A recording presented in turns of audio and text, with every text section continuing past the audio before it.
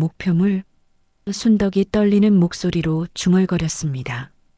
그때 민호가 화장실에서 나왔어요. 순덕아, 뭘 그렇게 봐? 민호야, 이게 뭐야? 순덕이 핸드폰을 들어보이며 물었습니다.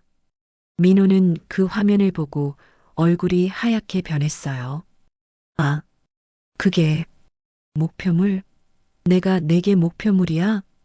순덕의 목소리가 떨렸습니다. 순덕아, 오해야. 그게 아니라 민호가 당황하며 변명했습니다. 그럼 뭔데?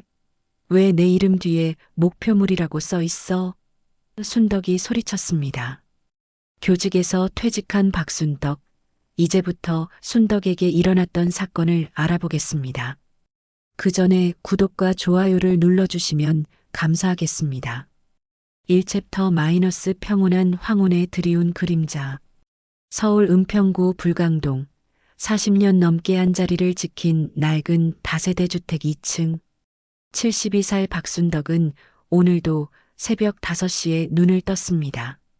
몸이 아파도 평생 습관이 된 이른 기상, 마치 아직도 교직에 있는 것처럼 규칙적인 생활을 이어가고 있었어요. 아이고, 무릎이 또 쑤시네. 순덕은 침대에서 일어나며 작은 신음을 냈습니다. 관절염이 심해진 건 몇 년 전부터였지만 자식들 앞에서는 절대 내색하지 않았어요. 괜히 걱정 끼치기 싫어서 말이죠. 거실로 나온 순덕은 벽에 걸린 가족 사진들을 바라봤습니다. 남편 김 교수와 함께 찍은 젊은 시절 사진, 아들 민수와 딸 영희가 어렸을 때 사진들. 그 중에서도 가장 자랑스러운 건 작년에 찍은 가족 사진이었어요. 대기업 부장으로 승진한 큰아들 민수, 성실한 공무원 사위와 함께 행복해 보이는 딸 영희. 모두들 박 선생님 복 받으셨네요 라며 부러워했죠. 여보, 우리 자식들 정말 잘 키웠지? 순덕은 작년에 세상을 떠난 남편의 사진에 대고 혼잣말을 했습니다. 40년간 초등학교 교사로 일하며 번 돈과 남편의 퇴직금, 그리고 이 집까지 자식들에게 물려줄 재산이 넉넉하지는 않아도 부족하지도 않았어요. 냉장고를 열어 미역국 재료를 꺼내던 순덕의 눈에 이상한 게 보였습니다. 어제 분명히 넣어뒀던 홍삼이 없어졌어요.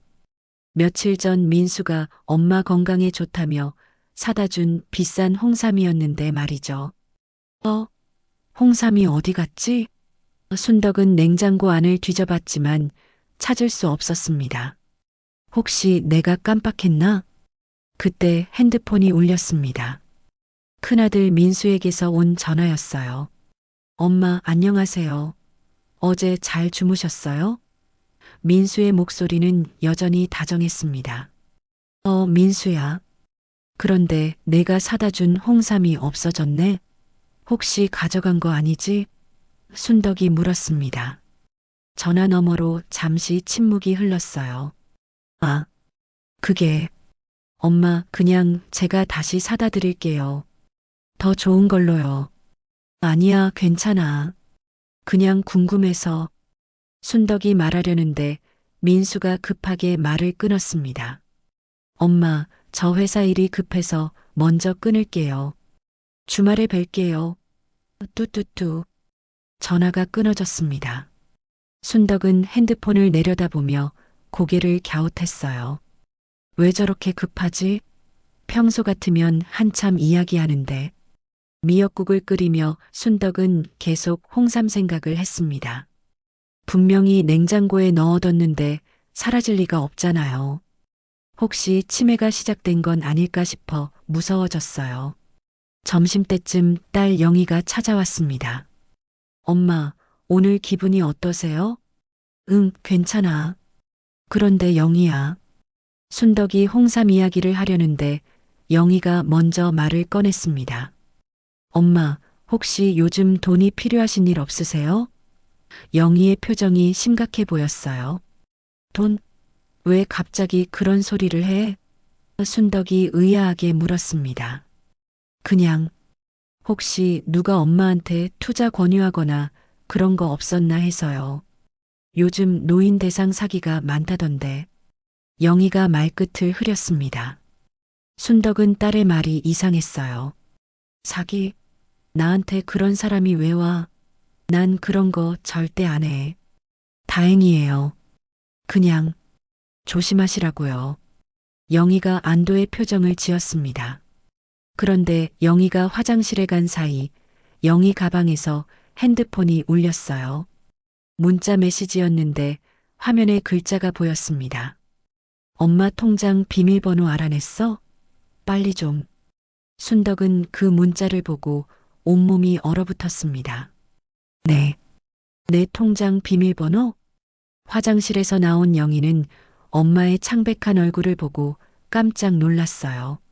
엄마, 왜 그러세요? 어디 아프세요? 영희야. 방금 내 핸드폰에 문자가. 순덕이 떨리는 목소리로 말했습니다. 영희는 급하게 핸드폰을 확인하더니 얼굴이 하얗게 변했어요. 엄마, 이건 내 통장 비밀번호가 뭐냐고? 순덕의 목소리가 떨렸습니다. 누가 내 통장 비밀번호를 물어보는 거야? 영희는 말을 더듬었어요. 엄마, 이건 오해예요. 정말 오해라고요. 오해? 순덕이 벌떡 일어났습니다. 내 딸이 내 통장 비밀번호를 누구한테 알려주려고 했다는 게 오해야? 엄마, 들어보세요. 영희가 울먹였습니다. 하지만 순덕은 이미 너무 큰 충격을 받았어요. 평생 믿어온 딸이 그 착한 영희가 자신의 돈을 노리고 있었다니 세상이 무너지는 기분이었습니다. 나가, 당장 내 집에서 나가.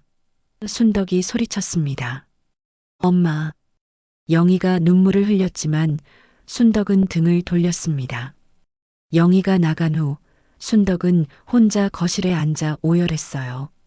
여보, 이게 무슨 일이야? 우리 영희가 왜 이래? 그런데 더 큰 충격이 기다리고 있었습니다. 저녁 때 은행에서 전화가 온 거예요. 박순덕 고객님, 오늘 오후에 대출 신청하신 건 맞으시죠? 은행 직원이 물었습니다. 대출? 나 대출 신청 안 했는데? 순덕이 당황했습니다. 아, 그럼 혹시 가족분 중에 고객님 명의로 신청하신 분이 계신가요? 신분증과 도장까지 가져오셔서 직원이 말했습니다. 순덕의 머리가 하얘졌습니다. 신분증과 도장. 며칠 전 민수가 병원 갈 때 필요하다며 가져간 것들이었어요. 지금 당장 대출 취소해 주세요. 순덕이 다급하게 말했습니다. 전화를 끊은 순덕은 온몸이 떨렸어요. 민수도 영희도 모두 자신의 돈을 노리고 있었던 거였습니다. 여보, 우리가 뭘 잘못했을까? 자식들을 어떻게 키웠길래? 순덕은 남편의 사진을 붙들고 울었습니다. 그날 밤 순덕은 잠들 수 없었어요. 평생 자랑스러워했던 자식들이 사실은 자신의 재산만 노리는 사람들이었다니. 이보다 더 큰 배신이 어디 있을까요? 이 챕터 마이너스 무너지는 믿음, 드러나는 진실. 다음 날 아침 순덕은 거의 잠들지 못한 채 일어났습니다. 어젯밤 은행에서 온 전화가 계속 머릿속을 맴돌았어요. 민수가 자신의 신분증과 도장으로 대출을 받으려 했다는 사실이 믿어지지 않았습니다. 아니야. 분명 오해일 거야. 순덕은 자신에게 말했지만 마음 한구석의 불안은 가시지 않았어요. 아침 7시 현관문이 열리는 소리가 들렸습니다. 민수의 목소리였어요. 엄마, 저예요. 민수가 환한 미소를 지으며 들어왔습니다. 손에는 비싼 과일 상자를 들고 있었죠. 민수야, 왜 이렇게 일찍? 순덕이 조심스럽게 물었습니다. 엄마 건강이 걱정되어서요. 어제 홍삼 얘기하시던데 제가 더 좋은 걸로 사왔어요. 민수가 상자를 내려놓으며 말했습니다. 순덕은 아들의 얼굴을 유심히 바라봤어요. 평소와 다를 바 없어 보였지만 왠지 눈빛이 어색했습니다. 민수야, 어제 은행에서 전화 왔는데 순덕이 조심스럽게 말을 꺼냈습니다. 그 순간 민수의 표정이 굳어졌어요. 은행에서요? 응, 내 명의로 대출 신청이 들어왔다고 하던데 혹시 내가 아는 일이야? 순덕이 떨리는 목소리로 물었습니다. 민수는 잠시 침묵하더니 갑자기 무릎을 꿇었습니다. 엄마, 죄송해요. 순덕의 가슴이 주저앉았어요. 정말, 정말 내가 한 짓이야? 엄마, 들어보세요. 저도 어쩔 수 없었어요. 민수가 눈물을 흘리며 절규했습니다. 어쩔 수 없다고? 내 돈을 훔치는 게 어쩔 수 없는 일이야? 순덕이 소리쳤습니다. 회사가 망했어요. 제가 투자한 사업이 모두 실패해서 빚이 10억이 넘어요. 민수가 바닥에 머리를 박으며 울었습니다. 순덕은 그 말을 듣고 현기증이 났어요. 10억? 뭔 소리야 그게? 부장 승진한다고 거짓말했어요. 사실은 회사에서 잘렸고 사업한다고 대출받은 돈도 모두 날렸어요. 민수가 고백했습니다. 그럼 지금까지 나한테 한 말이 모두 거짓말이야? 순덕의 목소리가 떨렸습니다. 엄마, 정말 죄송해요. 하지만 이 집만 팔면 빚을 다 갚을 수 있어요. 민수가 간절하게 말했습니다. 집을 팔라고? 순덕이 믿을 수 없다는 표정으로 아들을 바라봤습니다. 이 집은 내 아버지가 평생 모은 돈으로 산 거야. 엄마는 어차피 혼자 사시잖아요. 이렇게 큰 집이 뭐가 필요해요? 민수가 목소리를 높였습니다. 그 순간 순덕은 아들이 낯선 사람처럼 느껴졌어요. 너 정말 내 아들 맞니? 엄마, 제발 도와주세요.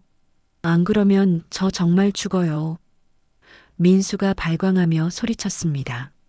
순덕은 온몸이 떨렸습니다. 나가. 당장 내 앞에서 사라져. 엄마.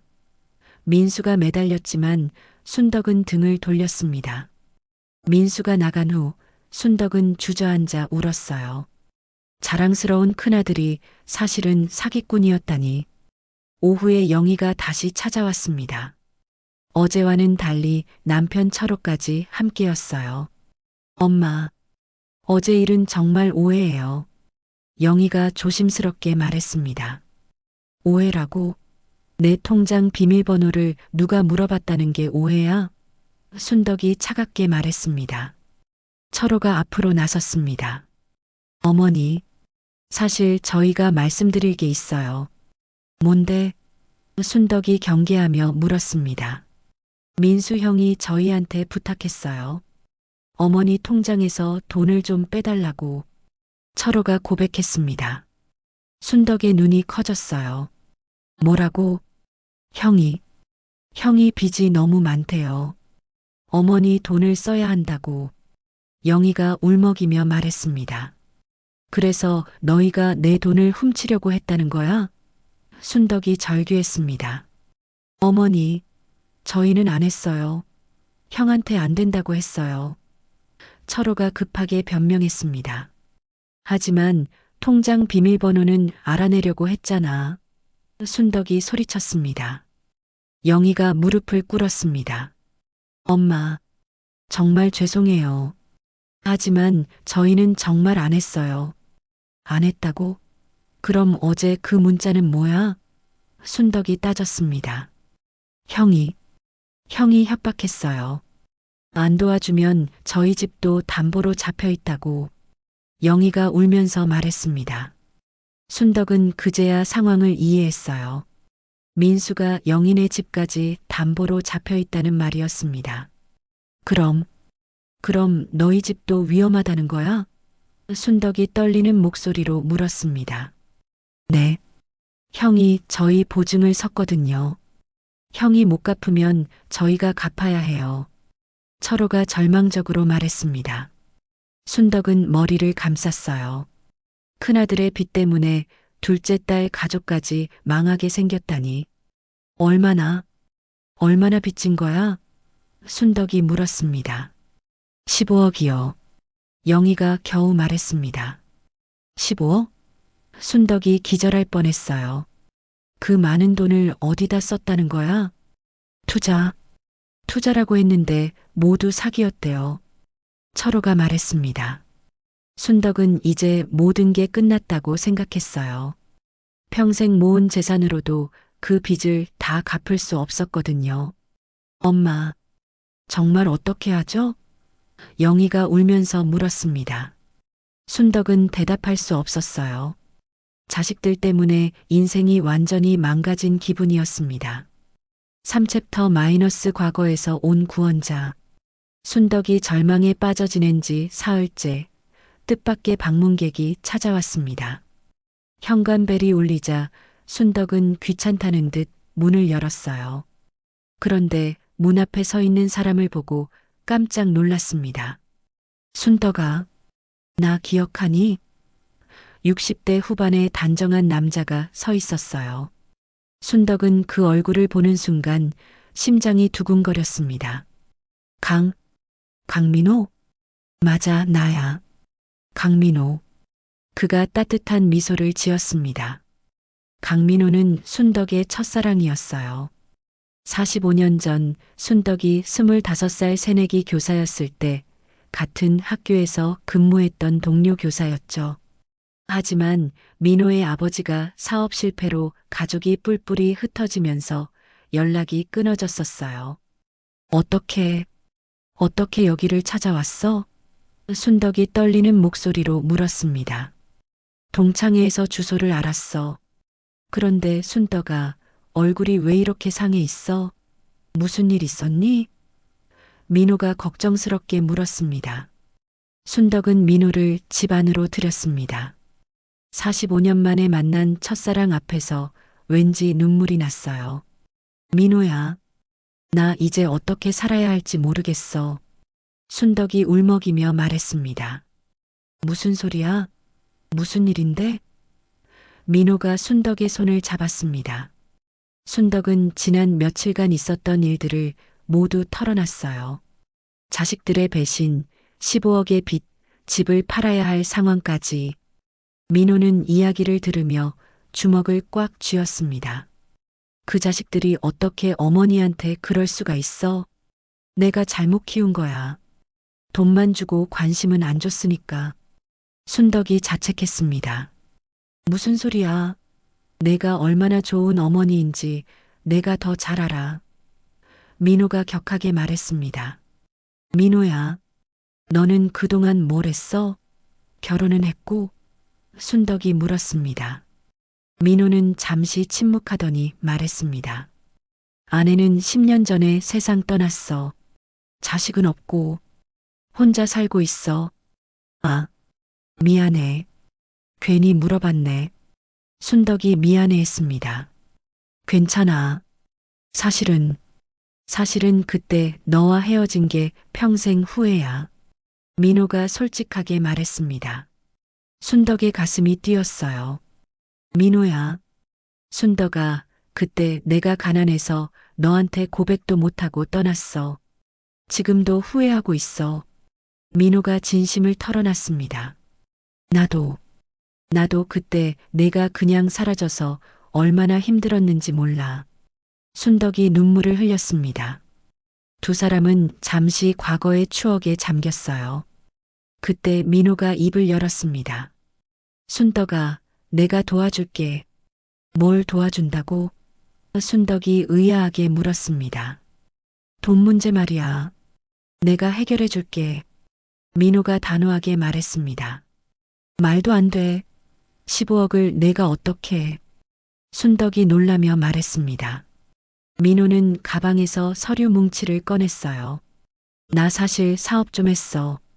작은 건설회사지만 그래도 15억 정도는 어떻게든 해결할 수 있어. 순덕은 그 서류들을 보고 깜짝 놀랐습니다. 민호의 회사 등기부 등본과 재산 증명서였어요. 민호야, 이걸 내가 어떻게 받아? 순덕이 당황했습니다. 받는 게 아니야. 빌려주는 거야. 나중에 천천히 갚으면 돼. 민호가 말했습니다. 하지만 순덕이 망설이자 민호가 단호하게 말했습니다. 순덕아, 나 진짜 너 때문에 평생 혼자 살았어. 이제라도 내가 너를 지켜주고 싶어. 민호가 눈물을 흘리며 고백했습니다. 순덕도 눈물이 터져 나왔어요. 민호야, 고마워. 정말 고마워. 그때 갑자기 현관문이 열렸습니다. 민수가 들어온 거예요. 엄마, 저예요. 민수가 큰 소리로 말하다가 민호를 보고 멈췄습니다. 누구세요? 나는 강민호라고 해. 내 어머니 옛 동료야. 민호가 차갑게 대답했습니다. 민수는 민호를 위아래로 훑어보더니 비웃듯 말했습니다. 엄마, 이 나이에 남자친구 만드세요? 창피하지도 않아? 뭐라고? 순덕이 화를 냈습니다. 어머니 재산 노리고 온 거 아니에요? 요즘 그런 사기꾼 많다던데? 민수가 민호를 의심스럽게 바라봤습니다. 민호가 벌떡 일어났습니다. 이 자식이 어디서 어른한테 그런 말을 해? 어른? 우리 엄마 꼬시려는 늙은이가 무슨 어른이에요? 민수가 반말로 대꾸했습니다. 아, 이 녀석아. 민호가 주먹을 들었지만 순덕이 말렸습니다. 민수야, 어떻게 손님한테 그런 말을 해? 순덕이 아들을 꾸짖었습니다. 손님?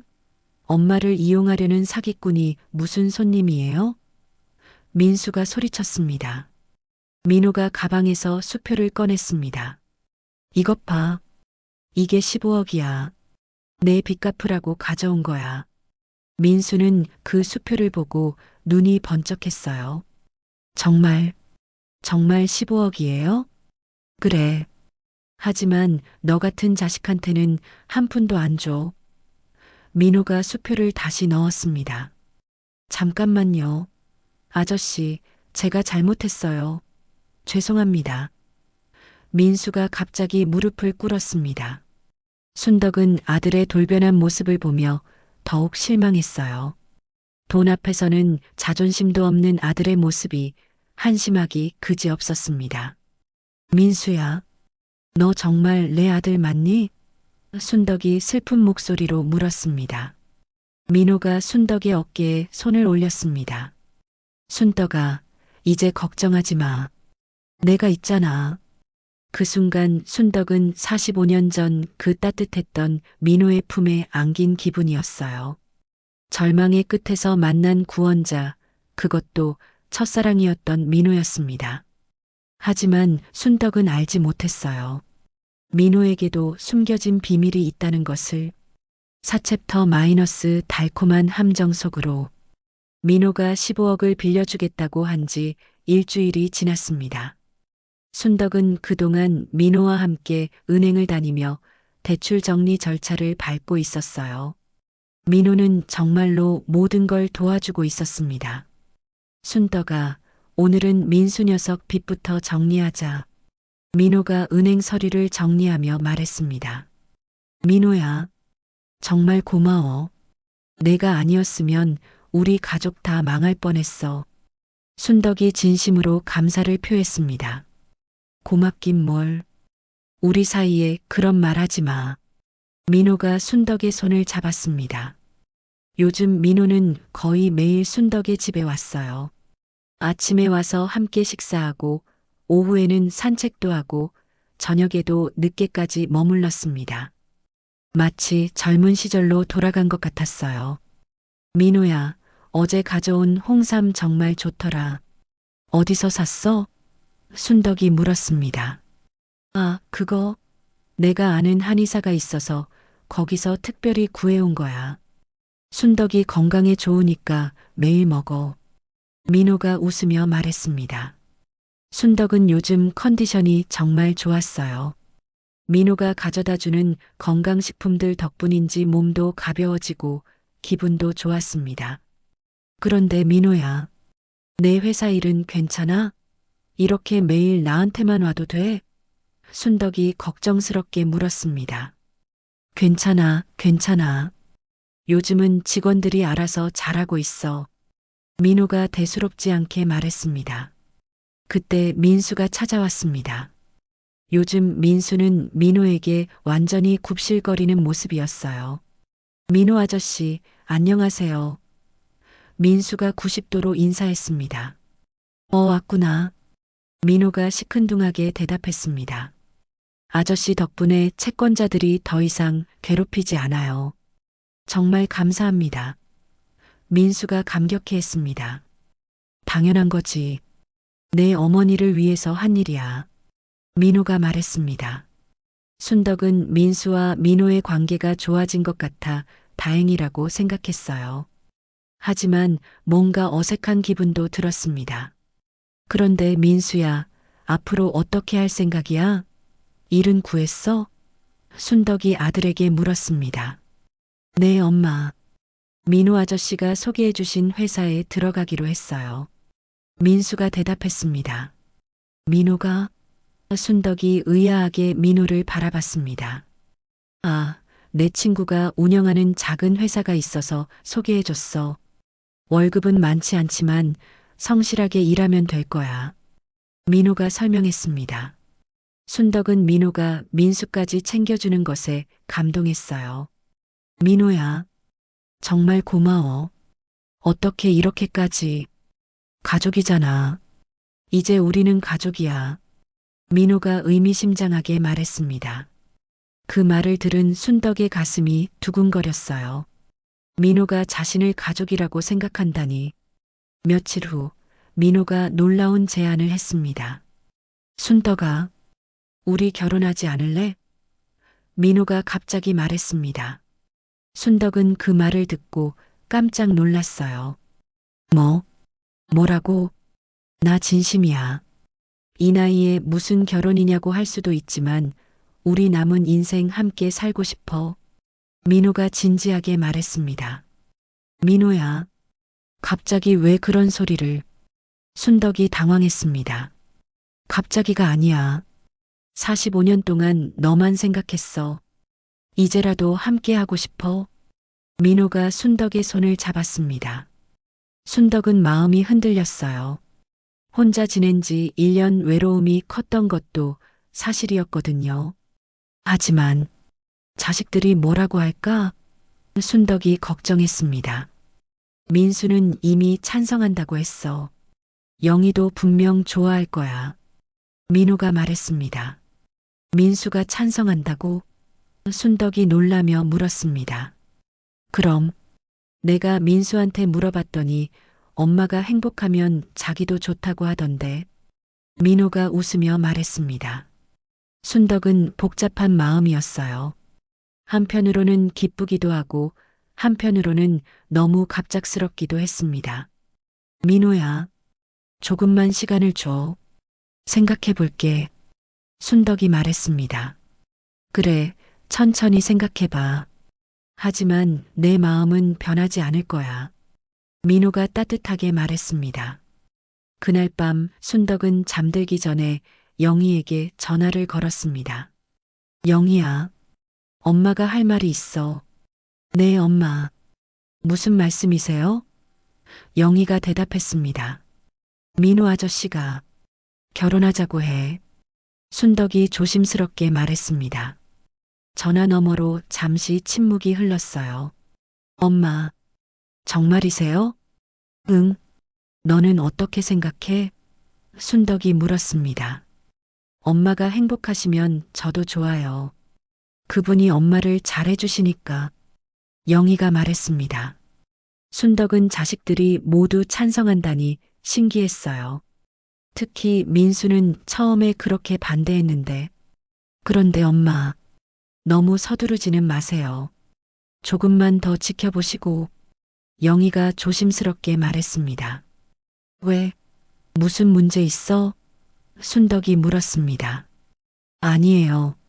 그냥 신중하게 하시라는 말씀이에요. 영희가 얼버무렸습니다. 전화를 끊은 후 순덕은 이상한 기분이 들었어요. 영희의 목소리에 뭔가 불안한 기색이 있었거든요. 하지만 민호와 함께 있을 때면 그런 생각은 사라졌습니다. 민호는 정말 자상했고 순덕을 위해 모든 것을 해주는 것 같았어요. 여보, 내가 다시 사랑을 해도 될까? 순덕은 남편의 사진에게 물었습니다. 하지만 순덕은 알지 못했어요.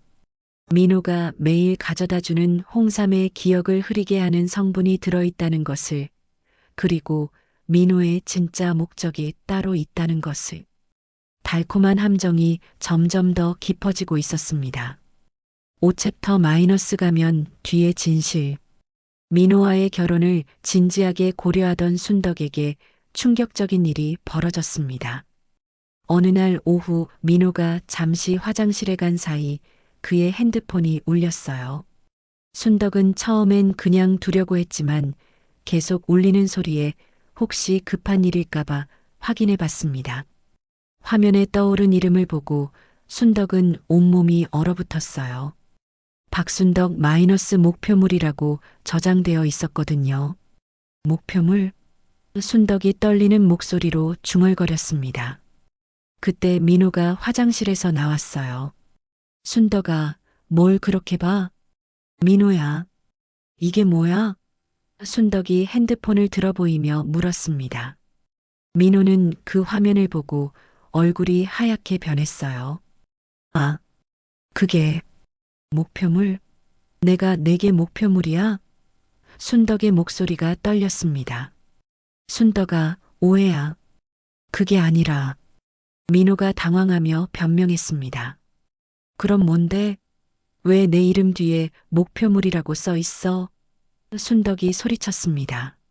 민호는 더 이상 변명할 수 없다는 듯 한숨을 쉬었어요. 순덕아, 미안해. 미안하다고? 뭐가 미안하다는 거야? 순덕이 다가가며 따졌습니다. 사실은 내가 너를 처음부터 속인 거야. 민호가 고백했습니다. 순덕은 그 말을 듣고 주저앉을 뻔했어요. 속였다고? 뭘 속였어? 나는 강민호가 아니야. 민호가 충격적인 고백을 했습니다. 뭐라고? 순덕이 믿을 수 없다는 표정으로 물었습니다. 내 진짜 이름은 조영철이야.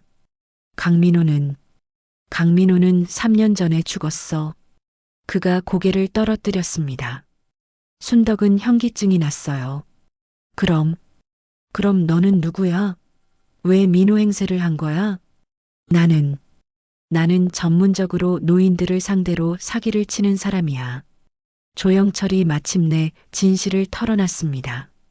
사기꾼? 순덕이 절규했습니다. 내가 사기꾼한테 속은 거야? 순덕아, 들어봐. 처음엔 정말 사기였어. 하지만 지금은 아니야. 조영철이 필사적으로 말했습니다. 지금은 아니라고? 그럼 언제까지 사기였다는 거야? 순덕이 울면서 소리쳤습니다. 처음에는 내 재산을 노렸어. 하지만 지금은 정말 널 사랑해. 조영철이 간절하게 말했습니다. 순덕은 그제야 모든 퍼즐이 맞춰지는 기분이었어요. 그럼 홍삼도? 내가 먹은 그 홍삼도? 그것도 기억을 흐리게 하는 약이 들어 있었어. 조영철이 고백했습니다. 약? 순덕이 온몸이 떨렸어요. 나한테 무슨 약을 먹인 거야? 치매 초기 증상을 만드는 약이야. 그래야 내가 판단력을 잃고 재산을 쉽게 넘겨줄 거라고 생각했어.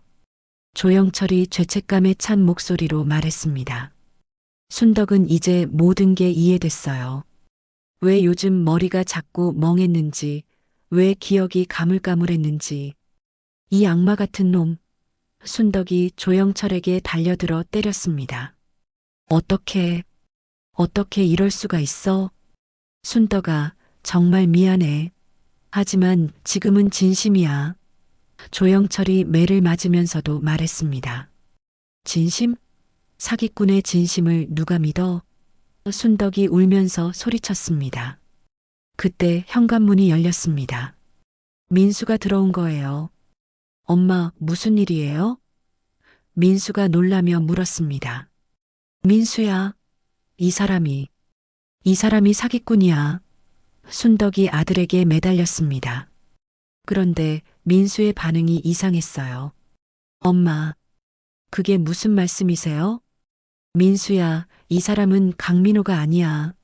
조영철이라는 사기꾼이라고 순덕이 다급하게 말했습니다. 민수는 조영철과 눈빛을 주고받더니 말했습니다. 엄마, 엄마가 또 헛것을 보시는 거 아니에요? 뭐라고? 순덕이 믿을 수 없다는 표정으로 아들을 바라봤습니다. 엄마 요즘 기억력이 많이 나빠지셨잖아요. 민호 아저씨가 누군지도 모르세요? 민수가 걱정스러운 표정으로 말했습니다. 순덕은 그제야 깨달았어요. 민수도 조영철과 한패였다는 것을. 민수야, 설마 너도? 순덕이 떨리는 목소리로 물었습니다. 엄마, 무슨 말씀을 하시는 거예요? 민수가 시치미를 뗐습니다. 조영철이 입을 열었습니다. 순덕아, 민수가 나한테 의뢰한 거야. 내 재산을 빼내달라고. 뭐라고? 순덕이 아들을 노려봤습니다. 형철 아저씨, 왜 그런 말을 해요? 민수가 당황하며 소리쳤습니다. 이제 그만하자, 민수야. 더 이상은 못하겠어. 조영철이 지친 목소리로 말했습니다. 민수가 조영철에게 달려들었어요. 아저씨, 약속이 다르잖아요. 약속? 순덕이 두 사람을 번갈아 보며 물었습니다. 조영철이 모든 것을 털어놨습니다. 민수가 나한테 5억을 주기로 하고 의뢰했어. 내 재산 15억을 빼내달라고. 민수가? 순덕이 아들을 바라보며 절규했습니다. 엄마의 치매를 연출해서 성년후견인 신청을 한 다음 합법적으로 재산을 관리하겠다는 계획이었어. 조영철이 계속 설명했습니다. 순덕은 그제야 모든 진실을 알았어요. 민수의 빚도 거짓말이었고 영희의 걱정도 연기였고 조영철의 사랑도 모두 가짜였던 거였습니다. 민수야, 너 정말 내 아들이야? 순덕이 절망적으로 물었습니다. 엄마, 죄송해요. 하지만 어차피 엄마 돌아가시면 저희가 상속받을 거잖아요. 민수가 뻔뻔하게 말했습니다. 돌아가시면? 순덕이 소스라치게 놀랐어요. 엄마 나이가 몇인데 언제까지 사실 거예요? 미리 저희한테 주시면 안 돼요? 민수가 차가운 목소리로 말했습니다. 순덕은 이제 정말 모든 게 끝났다고 생각했어요. 사기꾼한테 속고 친아들한테도 배신당하고 이보다 더 비참할 수가 있을까요? 여보, 이제 정말 어떻게 하지? 순덕이 남편의 사진을 바라보며 오열했습니다. 하지만 순덕은 알지 못했어요. 이 모든 상황이 녹음되고 있다는 것을, 그리고 곧 진짜 구원자가 나타날 거라는 것을. 6챕터 마이너스 진짜 구원자의 등장. 순덕이 절망에 빠져 울고 있을 때 갑자기 현관문이 벌컥 열렸습니다. 영희가 뛰어들어왔어요. 그런데 영희 뒤에는 낯선 남자가 함께 있었습니다. 엄마, 영희가 순덕에게 달려왔습니다. 영희야, 너도 왔구나. 너도 나를 속이러 온 거야? 순덕이 지친 목소리로 말했습니다. 엄마, 무슨 말씀이세요? 저는 엄마를 구하러 온 거예요. 영희가 눈물을 흘리며 말했습니다. 민수가 당황하며 소리쳤습니다. 영희야, 너 여기서 뭐해? 오빠야말로 여기서 뭐 하는 거야? 엄마한테 이런 짓을 하다니. 영희가 오빠를 노려봤습니다. 영희와 함께 온 남자가 앞으로 나섰습니다. 저는 김정우 변호사입니다. 영희 씨가 의뢰하셔서 왔어요. 변호사? 순덕이 의아하게 물었습니다. 김정우 변호사가 녹음기를 꺼냈습니다. 방금 전 대화 모두 녹음됐습니다. 이걸로 사기 혐의와 존속상해 혐의로 고발할 수 있어요. 조영철과 민수의 얼굴이 하얗게 변했어요. 영희야, 언제부터 알고 있었어? 순덕이 딸에게 물었습니다. 일주일 전부터요. 오빠가 이상한 사람과 만나는 걸 봤거든요. 영희가 설명했습니다. 그래서 뒤를 쫓아봤더니 사기꾼과 짜고 엄마를 속이는 걸 알았어요. 영희가 계속 말했습니다. 순덕은 딸이 자신을 지키려고 했다는 사실에 눈물이 났어요. 영희야, 고마워. 김정우 변호사가 민수에게 말했습니다. 민수 씨, 어머니께 드린 홍삼에 무엇이 들어 있었는지 정확히 말씀해 주세요. 저는 몰라요. 형철이가 시킨 거예요. 민수가 조영철을 가리키며 변명했습니다. 조영철이 한숨을 쉬었어요. 그만해, 민수야. 이제 끝이야. 아저씨, 끝이 아니에요. 아직 기회가 있어요. 민수가 필사적으로 매달렸습니다. 기회? 조영철이 비웃었습니다. 너 같은 자식 때문에 내가 진짜 사랑을 잃었어. 진짜 사랑? 순덕이 조영철을 바라봤습니다. 순덕아, 처음엔 정말 사기였어. 하지만 너와 지내면서 진짜로 사랑하게 됐어. 조영철이 진심을 털어놨습니다. 그런 말하지 마. 사기꾼의 말을 누가 믿어? 순덕이 소리쳤습니다. 김정우 변호사가 서류를 꺼냈습니다.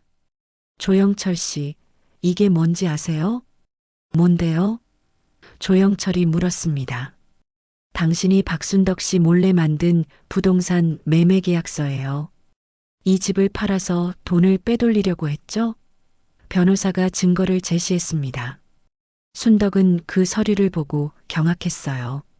네. 내 집을 팔려고 했다고? 이것뿐만 아니에요. 예금도 이미 3천만 원이 빠져나갔어요. 변호사가 통장 내역을 보여줬습니다. 순덕은 그제야 며칠 전 은행에서 본인이 직접 와서 돈을 찾아갔다는 말의 의미를 깨달았어요. 민수야, 내가 내 도장 가져간 게 이 때문이었구나. 순덕이 아들을 노려봤습니다. 민수는 더 이상 변명할 수 없다는 듯 바닥에 주저앉았어요. 엄마, 죄송해요. 죄송하다고? 순덕이 아들에게 다가갔습니다. 내가 널 어떻게 키웠는데 이런 짓을 해? 엄마, 저도 살기 힘들어요. 애들 학원비, 대출 이자. 정말 힘들어요. 민수가 울면서 변명했습니다. 그래서 어머니 재산을 훔치는 게 해결책이야? 영희가 오빠에게 소리쳤습니다. 너는 공무원이라 안정적이지만 나는 달라. 민수가 영희에게 화를 냈습니다. 김정우 변호사가 끼어들었습니다. 그런 이유로는 사기죄가 면책되지 않습니다. 변호사님, 이 사람들을 어떻게 처벌할 수 있어요? 순덕이 물었습니다. 사기죄로 3년에서 10년, 존속상해죄로 추가 처벌이 가능합니다. 특히 약물을 사용한 것은 가중처벌 대상이에요. 변호사가 설명했습니다. 조영철이 순덕에게 무릎을 꿇었습니다. 순덕아, 정말 미안해. 내가 모든 걸 배상할게. 배상? 순덕이 차가운 목소리로 말했습니다. 돈으로 해결될 문제야? 그럼 어떻게 하면 돼? 내가 뭘 해야 용서받을 수 있어? 조영철이 절망적으로 물었습니다. 용서? 순덕이 비웃었습니다. 내 인생을 망가뜨려 놓고 용서를 바라. 영희가 엄마 곁으로 다가왔습니다. 엄마, 이제 괜찮아요. 제가 지켜드릴게요. 영희야, 정말 고마워. 내가 아니었으면. 순덕이 딸을 껴안고 울었습니다. 김정우 변호사가 말했습니다. 조영철 씨와 민수 씨, 내일 오전에 경찰서에 함께 가겠습니다. 변호사님, 잠깐만요. 민수가 급하게 말했습니다. 제가 다른 중요한 정보를 알고 있어요. 무슨 정보? 변호사가 물었습니다. 조영철이 다른 할머니들도 많이 속였어요. 수십 명이에요. 민수가 폭로했습니다. 조영철이 민수를 노려봤습니다. 이 자식이 끝까지. 정말이에요. 저한테 보여준 명단이 있어요. 민수가 핸드폰을 꺼냈습니다. 김정우 변호사가 그 명단을 확인하더니 놀랐습니다. 이건 대형 사기 조직이네요. 순덕은 자신뿐만 아니라 다른 많은 노인들이 피해를 당했다는 사실에 더욱 분노했어요. 조영철, 너 같은 놈은 감옥에서 평생 썩어야 해. 순덕이 소리쳤습니다. 순덕아, 마지막으로 한마디만. 조영철이 간청했습니다. 할 말 없어. 나가. 순덕이 등을 돌렸습니다. 그날 밤 조영철과 민수는 경찰에 체포됐습니다. 순덕은 비로소 악몽에서 벗어났지만 마음의 상처는 쉽게 아물지 않을 것 같았어요. 7챕터- 진실의 무게. 조영철과 민수가 체포된 지 한 달이 지났습니다. 순덕은 매일 신문을 확인했어요. 조영철이 운영했던 사기 조직이 무려 50여 명의 노인들을 속였다는 기사가 연일 보도됐습니다. 피해액만 해도 100억 원이 넘었어요. 엄마, 오늘 재판 있는 날이죠? 영희가 검은색 정장을 입고 순덕을 찾아왔습니다. 응, 오늘 최종 선고가 나온다더라. 순덕이 무거운 표정으로 대답했습니다. 엄마, 괜찮으세요? 안 가셔도 돼요. 영희가 걱정스럽게 말했습니다. 아니야. 끝까지 지켜봐야겠어. 그래야 진짜로 끝나는 것 같아. 순덕이 단호하게 말했습니다. 법정으로 가는 길에 순덕은 복잡한 심정이었어요. 조영철에 대한 분노도 있었지만 한편으로는 그가 마지막에 보인 진심이 정말이었을까 하는 의문도 들었거든요. 법정에 도착하자 이미 많은 피해자들과 가족들이 앉아 있었습니다. 모두 순덕과 비슷한 나이의 할머니들이었어요. 그들의 굳은 표정에서 얼마나 큰 상처를 받았는지 알 수 있었습니다. 피고인을 입정시키겠습니다. 법관의 목소리가 울렸습니다. 조영철이 수갑을 찬 채로 들어왔어요. 한 달 사이에 많이 야위어 있었습니다. 그의 뒤로 민수도 따라 들어왔죠. 순덕은 민수를 보는 순간 가슴이 찢어지는 것 같았어요. 아무리 배신당했다고 해도 40년간 키운 아들이었거든요. 피고인 조영철, 전문적으로 노인층을 상대로 한 조직적 사기 행위를 벌여 총 53명의 피해자에게 112억 원의 피해를 입힌 혐의로 징역 15년을 선고합니다. 판사가 선고했습니다. 법정에서 탄식 소리가 터져 나왔어요. 생각보다 무거운 형이었습니다. 피고인 김민수, 공범으로서 어머니를 포함한 피해자들을 속인 혐의로 징역 5년을 선고합니다. 판사가 계속 선고했습니다. 순덕은 그 말을 듣고 눈물이 났어요. 내 아들이 감옥에 가게 됐다는 현실이 받아들여지지 않았습니다.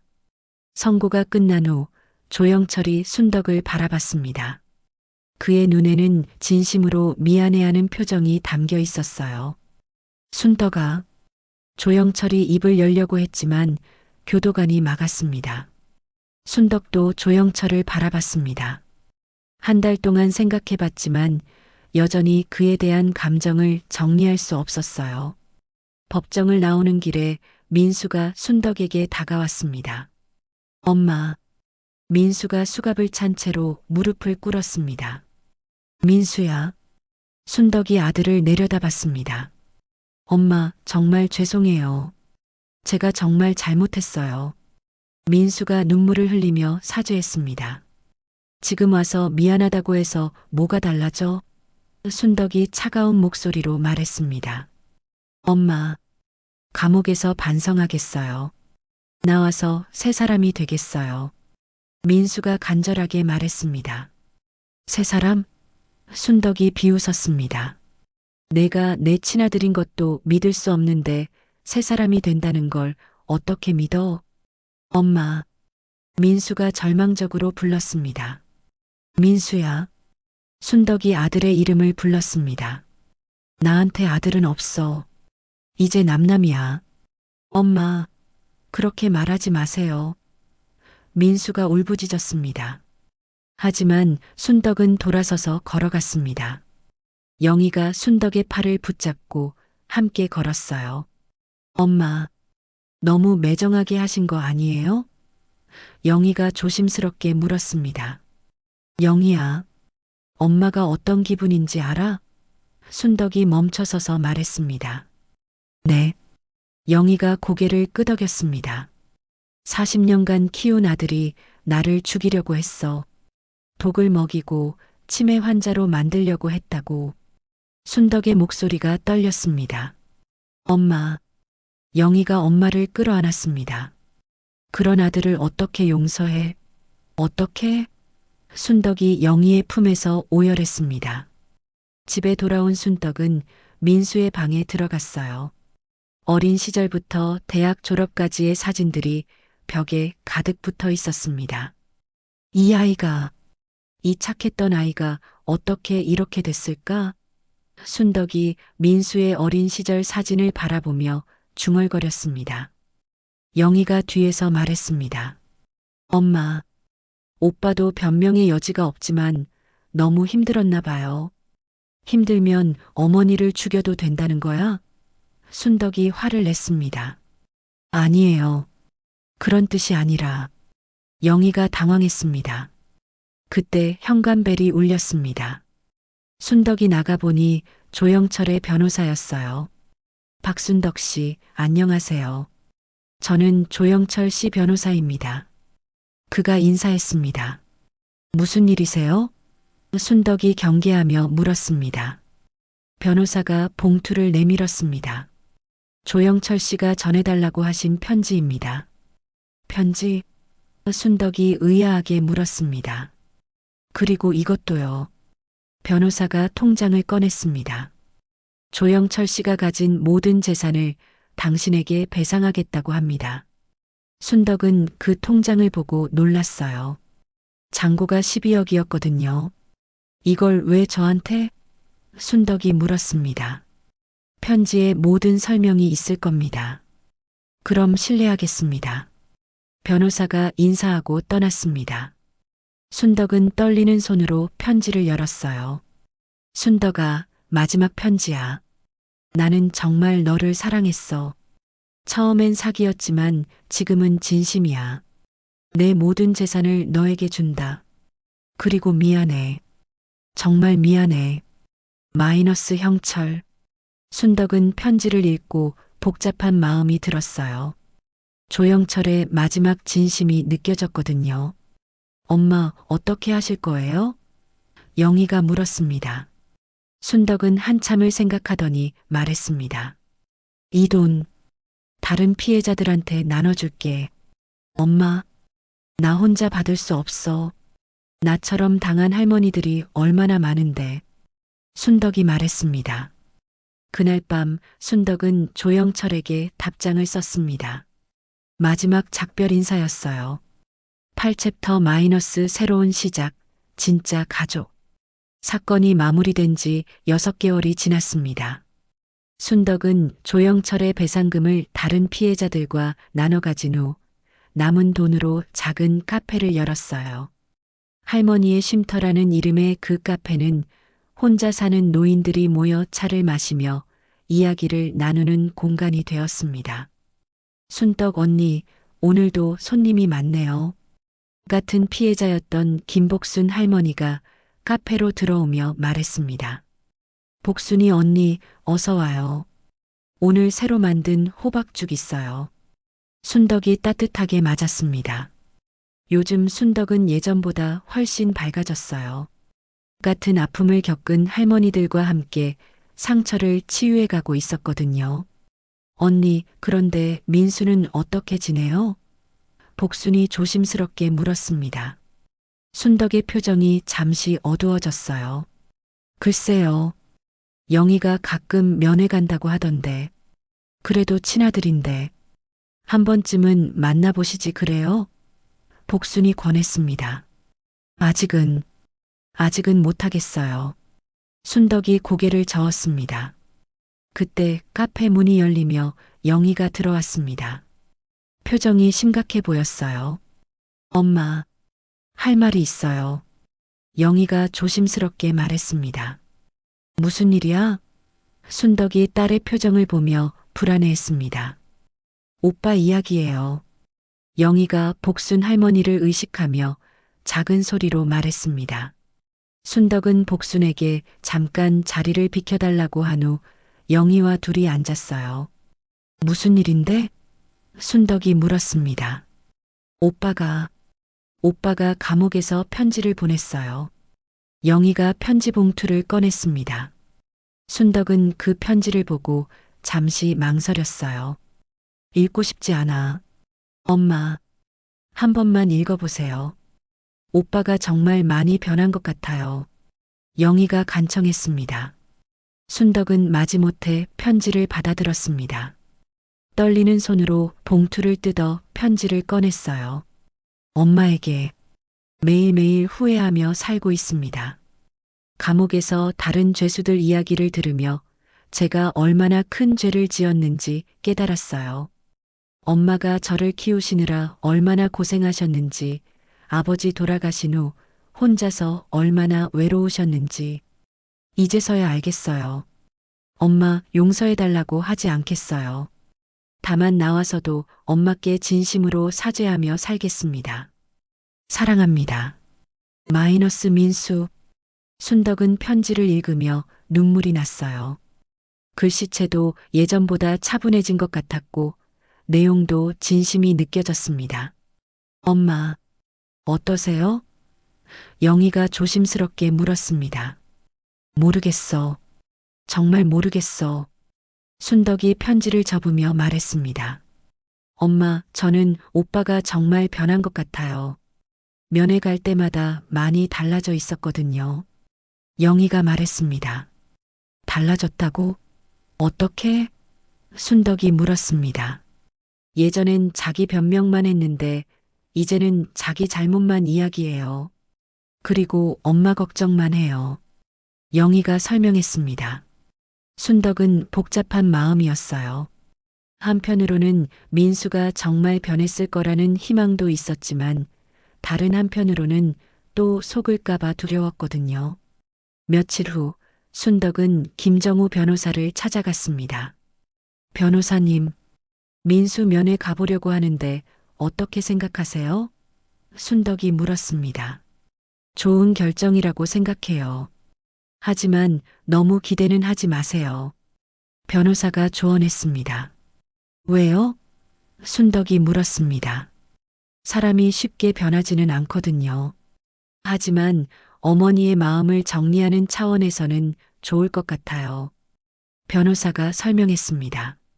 일주일 후 순덕은 영희와 함께 교도소로 향했습니다. 8개월 만에 아들을 보러 가는 길이었어요. 엄마, 긴장되시죠? 영희가 물었습니다. 응, 많이 긴장돼. 순덕이 솔직하게 대답했습니다. 교도소 면회실에서 기다리고 있는데 민수가 들어왔어요. 8개월 사이에 많이 야위어 있었지만 눈빛이 예전과 달랐습니다. 더 진중해 보였어요. 엄마, 민수가 유리창 너머로 순덕을 보며 눈물을 흘렸습니다. 순덕도 아들을 보는 순간 눈물이 났어요. 아무리 배신당했어도 40년간 키운 아들이었거든요. 민수야. 순덕이 떨리는 목소리로 말했습니다. 엄마, 정말 죄송해요. 제가 정말 잘못했어요. 민수가 고개를 푹 숙이며 사죄했습니다. 민수야, 정말 반성하고 있는 거야? 순덕이 물었습니다. 네, 엄마. 매일매일 후회하고 있어요. 제가 얼마나 큰 죄를 지었는지 이제 알겠어요. 민수가 진심으로 말했습니다. 그럼 나와서는 어떻게 살 거야? 순덕이 물었습니다. 엄마께 용서받을 수 있도록 열심히 살겠어요. 그리고 다른 사람들한테도 도움이 되는 사람이 되겠어요. 민수가 다짐했습니다. 순덕은 아들의 진심을 느낄 수 있었어요. 예전의 이기적인 모습과는 확실히 달랐습니다. 민수야, 엄마가 용서한다고 해서 다 끝나는 게 아니야. 평생 속죄하며 살아야 해. 순덕이 엄하게 말했습니다. 네, 엄마. 알고 있어요. 민수가 고개를 끄덕였습니다. 그리고 나와서도 엄마 집에는 올 생각하지 마. 내가 혼자서 제대로 살 수 있는지 지켜볼 거야. 순덕이 조건을 제시했습니다. 네, 엄마. 그렇게 하겠어요. 민수가 수긍했습니다. 면회를 마치고 나온 순덕은 한결 마음이 가벼워진 기분이었어요. 엄마 어떠세요? 영희가 물었습니다. 조금 후련해. 그래도 내 아들이구나 싶어. 순덕이 미소를 지었습니다. 그날 밤 순덕은 카페에서 다른 할머니들과 함께 차를 마시며 이야기를 나눴어요. 순덕이 언니, 표정이 많이 밝아지셨네요. 복순이 말했습니다. 네. 이제 정말 새로 시작하는 기분이에요. 순덕이 대답했습니다. 우리가 겪은 일들이 헛되지 않았으면 좋겠어요. 다른 분들은 우리 같은 일을 당하지 않도록. 또 다른 할머니가 말했습니다. 그래서 이 카페를 열었잖아요. 서로 의지하고 살아가자고요. 순덕이 따뜻하게 말했습니다. 창밖으로 해가 지고 있었습니다. 순덕은 이제 진짜로 새로운 인생이 시작된다는 기분이었어요. 자식들에게만 의존하던 삶에서 벗어나 자신만의 길을 걸어가는 것이었습니다. 여보, 이제 정말 괜찮아. 우리 영희도 있고 좋은 이웃들도 있고. 순덕이 남편의 사진을 바라보며 중얼거렸습니다. 그리고 내일도 할머니들과 함께 따뜻한 차를 나누며 서로의 상처를 치유해 나갈 것입니다. 이것이 순덕의 새로운 행복이었어요. 이 이야기는 박순덕을 통해 가족의 진정한 의미를 보여줍니다. 민수는 돈에 눈이 멀어 어머니를 배신했지만 영희는 끝까지 가족을 지켰습니다. 이는 혈연보다 진심이 더 소중함을 깨닫게 합니다. 조영철이라는 사기꾼조차 순덕의 순수함에 감화되어 진심을 보였듯이 진정성 있는 사람은 누구든 변화시킬 수 있습니다. 하지만 순덕이 조영철을 용서하지 않은 것은 상처받은 마음이 쉽게 치유되지 않음을 보여줍니다. 가장 큰 교훈은 순덕의 변화입니다. 자식들에게만 의존하던 삶에서 벗어나 할머니의 쉼터를 운영하며 동년배들과 함께 새로운 공동체를 만들었습니다. 이는 시니어 세대에게 혼자가 아니라는 위로와 함께 나이가 들어도 새로운 시작이 가능하다는 희망을 전합니다. 진정한 행복은 타인의 인정이 아닌 자신만의 가치를 찾는 데 있음을 보여주는 감동적인 이야기입니다.